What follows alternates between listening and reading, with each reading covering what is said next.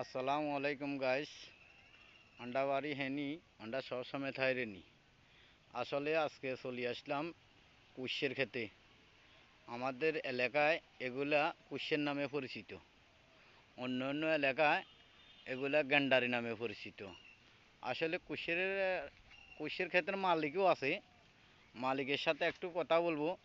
এই কুশেরগুলা কতদিনে এতটুকুছে, তো আসলে কুশের তো আমরা করিনিও, কুশের সম্বন্ধে বুঝিও না, বাজারে নিলে আমরা কিনে খাইতে পারি।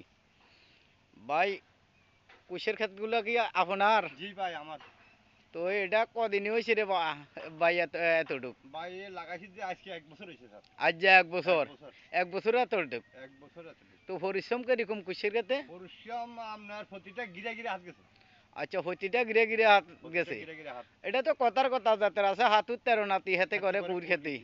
ও, খরচ বরচ কিরকম গেছে এই কুড় খেতে? খরচ গেছে আপনার একাদি 40,000 টাকার তো খরচ গেছে। 40,000 টাকা খরচ গেছে। জি।